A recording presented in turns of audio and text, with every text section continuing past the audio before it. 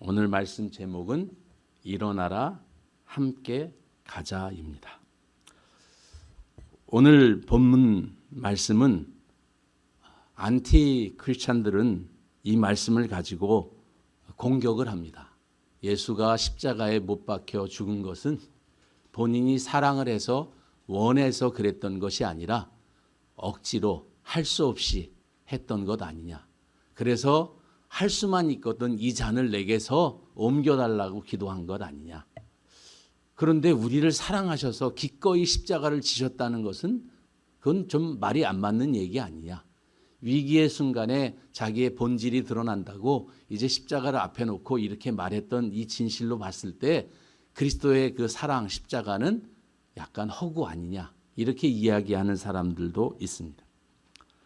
또 다른 경우는 기도의 삶을 강조하기 위해서 오늘 본문을 많이 이용합니다. 신앙인의 삶에서 성경을 읽는 삶과 기도하는 삶은 빼놓을 수 없는 중요한 덕목이고 그것이 우리에게 아주 중요한 하나님과의 소통에 있어서 빼놓을 수 없는 것들입니다. 그런데 현대인들이 살아가는 삶이 너무 분주하다 보니까 잠시의 여유로움을 가지고 성경책을 들여다보기도 힘들고 또 시간을 내서 기도하기도 힘든 그런 삶입니다. 그런 삶을 살고 있는 현대인들에게 교회에 왔을 때 설교자가 여러분 베드로가 왜 실패했는 줄 아십니까? 베드로가 왜 3번 그리스도를 부인했는 줄 아십니까? 그가 기도하지 않았기 때문입니다. 여러분 기도 안 하면 여러분의 인생 가운데서 실패할 수밖에 없습니다. 기도해야 됩니다. 이렇게 이 본문을 설교하게 되면 그렇습니다. 아멘. 맞습니다. 내가 기도 안 해서 지금 문제를 보니까 기도 안 해서 그런 거죠. 이제 기도하겠습니다. 그리고 나서 일주일이 지납니다. 근데 또다시 원위치. 그래서 또 와서 말씀 들어보니까 기도하라. 또 성경 읽으라 그러니까 또 하다가 또 한 달 정도 가보니까 또 원위치. 어떻게 보면 다람쥐 채바퀴 도는 것 같은 삶. 어제 사셨던 삶, 그저께 사셨던 삶, 이것이 변화가 좀 있으세요. 날이 지나면 지날수록 더 성령이 충만해지고 더 기쁨이 가득해지고 살면 살수록 힘이 생기고 더 소망이 생기십니까? 아니면 어제나 그제나 똑같습니까? 많은 분들의 고백은 여기 계신 분들은 그렇지 않지만 똑같다라고 고백하시는 분들이 되게 많습니다. 오늘 우리가 읽은 본문의 말씀은 연약한 상태에 있었던 제자들, 어떻게 말하면 정말 잠시 동안 기도하라고 얘기했고 잠시 동안 좀 깨어 있으라고 부탁을 했는데 그 잠시라고 하는 시간은 아주 짧은 시간을 말합니다. 원어로 보면 짧은 시간이에요. 그 시간을 제대로 지키지 못하던 그들, 그 연약한 그들, 어떻게 보면 무기력하고 나약한 그들에게 주님은 이렇게 말씀하십니다. 일어나라 함께 가자. 일어나라 함께 가자. 이 말씀을 듣는데 위로가 되더라고요. 정말 무기력하고 나약해 있을 때 주님이 오셔서 일어나라. 세게 야 일어나! 이러는 게 아니라 정말 부드럽게 잠 깨시라고 제가 얘기하는 거예요. 부드럽게 일어나라. 어떻게 그렇게 피곤하니? 한시도 깨어 있을 수 없니? 일어나라. 때가 됐다. 함께 가자. 이렇게 말씀하시는 것이었죠. 오늘 본문을 통해서 주님이 말씀하신 뜻이 무엇인지, 왜 일어나라 함께 가자, 그럼 어디로 갈 것인지 이런 부분에 대한 말씀을 같이 좀 나누어 보려고 합니다. 여기 보면 겟세마네라고 하는 곳, 겟세마네는 아람어입니다. 근데 이 성경을 받는 사람들은 로마에 있는 이방인들이에요. 그들에게 겟세마네라 하는 곳이라고 설명할 수밖에 없어요. 그런데 여기서 그 겟세마네라고 하는 장소를 강조한 이유는 겟세마네가 가지고 있는 이름 뜻이에요. 게트, 쉐만이라고 하는 두 단어가 합성이 된 것인데 이것은 뭐냐면 짜다, 짜내다 이런 뜻이고 하나 뒤에 쉐만이는 기름이에요. 기름 짜는 곳입니다. 감람산은 그 당시에 감람 열매가 많이 열리기 때문에 그곳에 기름 짜는 곳이 있었어요. 그 기름 짜는 곳에서 기름 짜듯이 예수님의 고뇌의 그 아픔을 짜냈던 것을 오늘 본문은 의도적으로 좀 나타내고 있는 것 같아요. 여기서 예수께서 제자들에게 이르시되 내가 기도할 동안에 너희는 여기 앉아 있으라. 이해가 좀 안 됐어요. 왜냐하면 예수님이 지금 습관을 따라 기도하러 가셨으면 같이 기도하자. 우리 통성 기도합시다. 그러면 좋을 텐데 너희는 여기 앉아 있어라. 그리고 예수님은 세 사람 제자만 데리고 따로 가십니다. 그리고 또 거기에 여기 깨어 있으라. 그리고 다시 예수님 혼자 가서 기도하십니다. 여러분 좀 이상하지 않으세요? 같이 좀 기도해 달라. 내가 이러니 이렇게 기도해 달라고 해야 맞지 않습니까? 여기서 기도할 동안이라고 하는 이 기도할이라고 하는 단어가 예수님이 일상적으로 하나님과 기도하셨던 그런 단어와 다른 단어가 쓰여 있어요. 이 단어는 어떻게 쓰였냐면 특별한 기도예요. 그러니까 이 기도는 예수님이 일생에 한 번 드린 기도예요. 하나님과의 관계성 속에서 그 하나님 마지막 사역을 앞두고 가신 주님의 고뇌에 찬 기도, 그 이야기들이 오늘 본문입니다. 누가복음에 보면 예수님은 제자들에게 검을 준비하라고 말합니다. 예수님이 왜 검을 준비하라 그러지? 예수님이 우리가 싸우러 가기 위해서 전투해야 되니까 검 가져와, 그것이 아니라 이사야서 53장에 있는 말씀을 이루려 함입니다. 이사야서 53장 12절에 보면 이렇게 써 있어요. 그러므로 내가 그에게 존귀한 자와 함께 몫을 받게 하며 강한 자와 함께 탈취한 것을 나누게 하리니 이는 그가 자기 영혼을 버려 사망에 이르게 하며 범죄자 중 하나로 헤아림을 받았음이니라. 그러나 그가 많은 사람의 죄를 담당하며 범죄자를 위하여 기도하였느니라. 그 말씀을 범죄자를 위하여 범죄자같이 되고 범죄자들을 위해서 기도하는 자리가 어디냐면 겟세마네 동산이었고, 겟세마네 동산에서 자기를 잡으러 왔던 그 대제사장의 종 말고의 귀를 그 베드로가 자른 그것도 범죄자처럼 되기 위함이라고 하는 구약 성서에 예언된 말씀을 이루기 위함으로 이렇게 하신 거예요. 그렇게 안 하셨다면 이제 검을 들고 우리 예루살렘으로 쳐들어가자, 로마로 쳐들어가자 그러셨을 만할 텐데 그런 말씀이 아니었습니다. 오늘 예수님께서 말씀하시는 것들은 뭐냐면 하나하나 그분의 삶은 자기의 삶을 통해서 제자들에게 가르쳐주고 싶으신 거예요. 결정적인 순간에 예수님은 제자들과 함께만 합니다. 수많은 군중들이 예수님을 환호하고 예수님을 신뢰하고 예수님을 지지하는 환호성을 보냈지만 예수님은 그 12 제자를 향한 그 사역을 하셨어요. 왜냐하면 그들을 향한 기대를 보았기 때문입니다. 오늘 말씀 가운데 시몬아 자느냐. 여러분 요한복음 1장 42절에 보면 예수님이 이렇게 말씀하십니다. 데리고 예수께로 오니 보시고 이르시되 내가 요한의 아들 시몬이니 장차 게바라 하리라. 게바 무슨 뜻이죠? 그게 페트로스라고 하는 헬라어입니다. 그것이 피터, 베드로예요. 그런데 게바라고 하는 이름을 누가 주셨어요? 주님이 주셨어요. 그런데 이렇게 주신 이 이름을 계속 부르지 않고 시모나라고 부르시는 거예요. 언제 시모나라고 부르십니까? 실패하고 실망하고 낙심하고 좌절해 있을 때 그때 어김없이 오셔서 시모나라고 부르세요. 그러니까 시모나 내가 어찌하여 자느냐. 다른 제자들이 다 지금 시몬만 자는 게 아니잖아요. 지금 세 제자가 같이 자고 있는데 시몬에게만 지금 얘기하시는 것 같이 돼 있잖아요. 그것은 그런 뜻이 아니라 잠자고 있는 인생을 향한 주님의 그 친근한 음성에 어찌 자고 있느냐. 시몬아라고 하는 음성을 들을 때 나를 부르는 음성으로 들으셔야 돼요. 주님이 베드로만 사랑하셨나? 왜 다른 제자 이름을 안 부르고 시몬만 부르셔? 그게 아니라 힘들고 지쳐있고 낙심해 있고 실패해서 좌절하고 있는 인생에게 다가오실 때는 시몬아라고 부르시는 거예요. 저는 오늘 이 말씀을 보면서 위로가 되더라고요.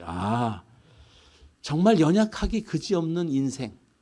잠시도 깨어서 기도할 수도 없고 주님의 뜻, 스승이 지금 이제 죽게 됐다라고 하고 그 슬픔의 고뇌에 찬 그 얘기를 하시면서 고민을 얘기하시면서 그 자리에 왔고, 그리고 이제 기도하고 깨워달라고 했는데 그 잠시를 참지 못하는 그 제자들을 향해서 주님은 어떤 생각이었을까요?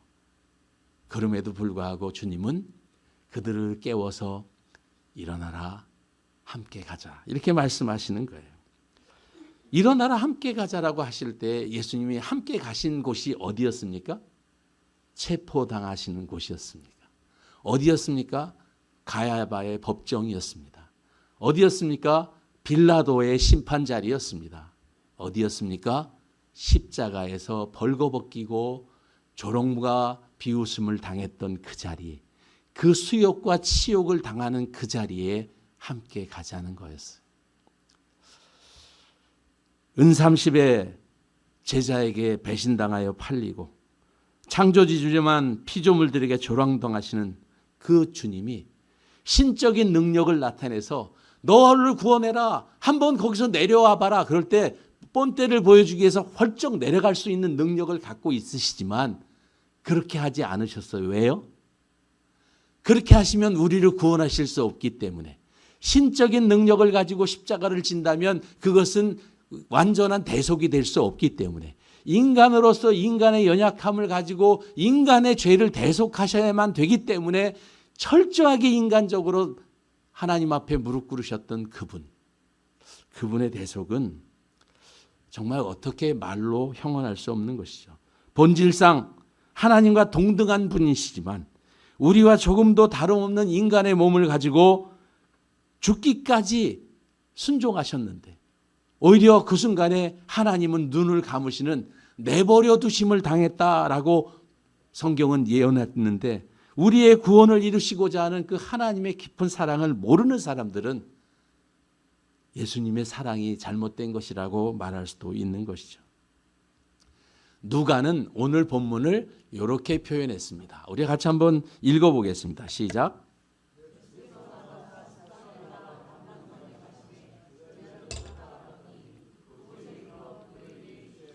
유혹에 빠지지 않게 기도하라 하시고 그들을 떠나 돌돌질 만큼 가서 무릎을 꿇고 기도하여 이르시되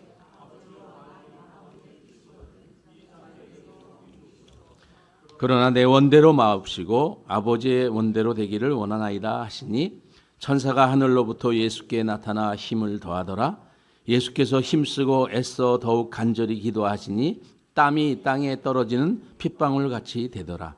기도 후에 일어나 제자들에게 가서 슬픔으로 인하여 잠든 것을 보시고 이르시되 어찌하여 자느냐, 시험에 들지 않게 일어나 기도하라 하시니. 이 본문은요, 기도를 강조할 때 쓰는 아주 대표적인 본문입니다. 기도하라. 그런데 오늘 주님은 본인의 기도의 삶을 통해서 제자들에게 보여주고 싶은 것이 있었어요. 여러분, 겟세마네 동산에서 예수님이 몇 번 기도하셨다고요? 몇 번 기도하셨다고요? 그럴 때는 그냥 무조건 3번 이르시면 돼요. 3 얘기하면 대강 맞아요. 왜냐하면 하나님의 숫자가 3이에요. 완전한 성부, 성자, 성령 삼위일체로 계신 그분은 삼각형은 안정이 있는 도형으로서 최고이듯이 이 3이라고 하는 완전한 기도를 드리시는 거예요. 그런데 3번 동안 간절하게 기도했는데 얼마나 간절했다고요? 어떤 분은 간절히 간이 저리도록 그렇게 하시는 분이 있는데, 예수님은 기도하셨는데 땀이 흘렀는데 그게 뭐같이 됐다고요? 핏방울. 과학자들이 봤을 때 땀이 어떻게 핏방울이 되냐, 말도 안 된다, 그럴 수도 있겠죠. 그런데 이것은 뭐냐면 예수님의 기도가 얼마나 절박했는가, 그런 얘기죠. 그럼 왜 이런 절박한 기도를 드리셔야 됐을까요, 예수님이? 좀 그렇지 않습니까? 예수님은 그렇게 이 절박함을 드리는 기도, 우리는 이 말씀을 보실 때 이 말씀을 듣는, 이 말씀을 전달받는 마가복음의 수신자들을 생각해야 돼요. 마가복음의 수신자들은 누구라 그랬습니까? 로마에 사는 이방인들. 지금 벌써 마가복음 한 지가 꽤 오래됐어요. 이거 벌써 여러 번 했습니다. 그죠? 그들은 어떤 상황에 있다고요? 그들이 지금 핍박, 죽음의 위협 가운데 있었단 말이에요. 그들 가운데 이 오늘 예수님의 이 기도는 어쩌면 그들이 드리고 있는 기도일지도 모른다, 이런 생각이 들었어요. 제가 수술대에 누워 있는데요. 이 마취는 눈만 하고 이렇게 다 뜨고 이렇게 있는데 소리도 다 들리는데 이 한 눈이 안 보이는데 이렇게 의사가 위에서 불빛을 보고 하니까 불이 보이는 거예요. 근데 불이 3개가 보이더라고요. 그래서 저는 성부, 성자, 성령이신가? 막 그렇게 얘기하면서 삼위일체 주님이 여기 함께 하시나? 그러고 간절하게 그 제가 있는 처해 있는 상황 속에서 하나님께 간절하게 기도할 수밖에 없더라고요. 여러분 다 아마 그러신 경험이 있으실 거예요. 그 처해 있는 상황이 그러면 이거보다 더 처절한 기도를 드리지 않겠어요?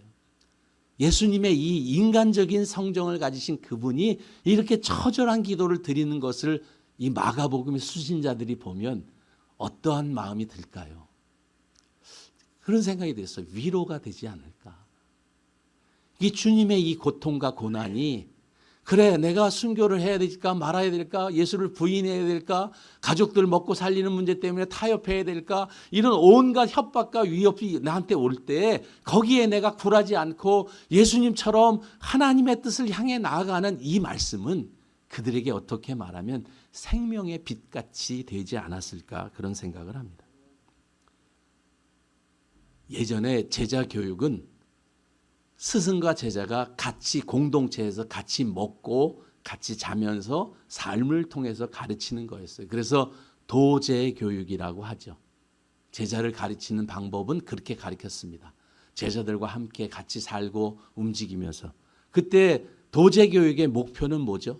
목표는 스승처럼 되는 거예요. 제자들이 스승처럼 되는 거예요. 그것들을 교육하고 그것을 알려주고 하나님과의 교제가 얼마나 중요한 것을 알려주기 위해서 오늘 본문이 기록된 것이라고 저는 보았습니다. 여러분, 여기에 보면 예수님이 이 특별한 기도는 왜 드렸나?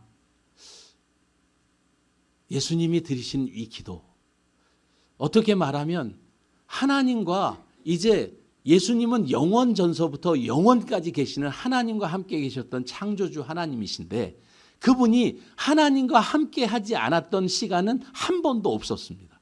그런데 유일하게 언제요?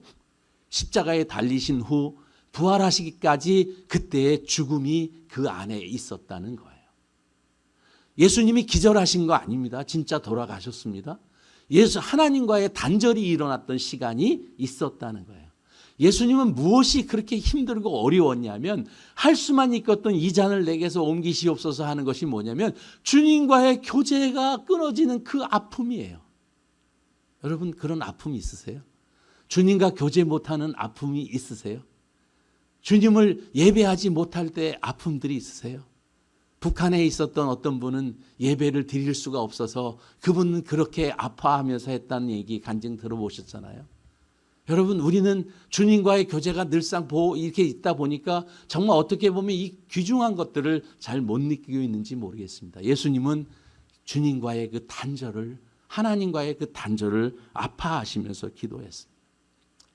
기도는 하나님의 능력이 임하는 그런 방법이기도 합니다. 조금 나아가 땅에 엎드렸다. 여기 땅에 엎드리다. 유대인들에게 땅에 엎드리다는 것은 죽게 되었던 상에 땅에 엎드려지는 거예요. 유두고라고 하는 청년이 졸다가 땅에 떨어져서 다락에서 떨어져서 죽었을 때 바울이 어떻게 했습니까? 그 위에 엎드리다, 머리를 땅에 대다. 이런 것은 거의 죽음에 방불한 상황을 말해요. 그만큼 간절한 기도. 유대인들의 기도는 어떻게 한다고요? 두 손을 들고 하늘을 우러러 기도하는 게 유대인들의 기도예요, 원래. 그런데 그 유대인들의 기도가 엎드렸다. 그거는 죽음의 기도라는 거예요. 그런 기도를 지금 하고 계신 거예요. 그래서 기도할 때 이렇게 기도하는 거예요. 할 수만 있거든 이 잔을 내게서 옮겨달라고요. 근데 마태복음에는 조금 달라요. 우리 39절 한번 읽어보겠습니다. 시작. 조금 나아가사 얼굴을 땅에 대시고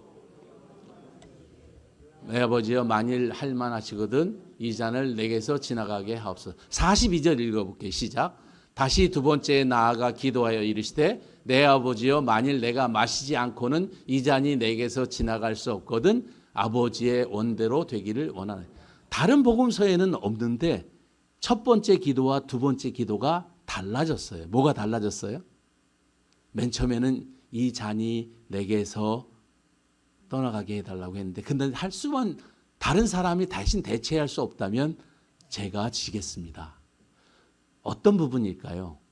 기도하면서 예수님은 하나님에게 설득당하는 것을 말하는 거예요. 여러분 기도는 하나님을 변화시키는 게 아닙니다. 많은 분들은 기도를 통해서 내가 기도를 통해서 세상을 변화시키겠다, 하나님을 변화시키겠다고 생각하지만 기도는 누구를 변화시키는 거죠? 정답. 나를 변화시키는 거예요. 어디에? 하나님의 말씀에 비추어 보게 하고 그 말씀에 비추어 보는 나를 변화시켜가는 게 기도예요. 하나님의 뜻, 세상을 구원하는 하나님의 뜻은 십자가를 지는 게 하나님의 뜻이에요. 그 뜻에 예수님조차 순종으로 나아가는 것을 가르쳐 주는 거예요. 오늘 제자들에게 그 이야기를 하고 있는 것입니다. 여러분, 근데 여기에 보시면 베드로와 야고보와 요한 세 사람만 데리고 가셨어요. 기도하는 자리에. 나머지 8명, 한 명은 배신하러 갔고 8명은 앉아 있으라 그래 놓고 3명만 데리고 기도하는 장소에. 그래 갖고 돌 던질 만한 곳 그 거리로 떨어져서 예수님이 기도하는 음성을 들을 수 있도록 예수님이 기도하는 그 절절함을 알 수 있도록 하는 거리에서 기도하셨어요. 근데 왜 세 사람, 왜 베드로와 야고보와 요한만 데리고 갔을까요? 여러분 그런 생각은 안 해보십니까? 왜 하필이면 세 사람이지? 제가 합니까? 예수님이 하시지. 그 예수님이 골랐지 제가 골랐나요? 그 뭐 그냥 중요한가요? 네, 중요합니다. 왜 중요할까요? 베드로와 야고보와 요한만 데리고 가셨다. 우리 지난번에 변화산 사건 기억하시죠? 그때 갔던 사람이 누구죠? 변화산상 예수님이 호련히 변화돼서 영광스러운 모습으로 변한 것을 봤잖아요. 설교 그때 안 들으셨나요? 그때 세 사람 누구죠? 베드로, 야고보, 요한입니다. 예수님의 그런 어떻게 보면 사람들이 보면 실족할 만한 어떻게 십자가를 지시는데 예수님이 그렇게 나약한 모습을 하시지? 방금 전까지만 해도 내가 죽는다라고 얘기하면서 그렇게 얘기하셨던 그분이 지금 얘기하시면서 왜 이렇게 나약하게 저렇게 기도하시지? 시험에 들 수 있잖아요. 그런데 베드로와 야고보와 요한은 어떤 사람입니까? 이미 하나님의 영광을 보았어요. 예수 그리스도의 영광을 보았어요. 여러분 고난의 자리, 이런 죽음의 자리, 아픔의 자리는 아무나 데리고 가지 않으세요. 하나님의 은혜가 있고 감당할 만한 사람들에게 주시는 거예요. 베드로와 야고보, 요한은 이미 하나님의 은혜 가운데 그 영광을 바라보고 하나님의 은혜로 가득 차 있는 상태였어요. 그것을 알고 있었어요. 그러니까 그들은 그런 상황이 와도 이것을 나중에 그것을 다 해석할 때 아하 이게 이런 거였구나 하는 것을 쓸 수 있게끔 하는 것이죠. 오늘 제가 베드로와 야고보와 요한을 연결해서 말씀드리는 것처럼 말이죠. 그들도 이 세월이 지나간 다음에 나를 데리고 가신 그 주님의 뜻이 무엇인지를 알 수 있지 않았을까요? 예수님께서 일어나라 함께 가자고 말씀하시는 것은 어떤 거냐면 우리의 고난, 우리에게 주신 고난의 삶에 함께 가자는 것입니다. 마가복음의 수신자들 그들에게 일어나라 함께 가자라고 말씀하시는 거예요.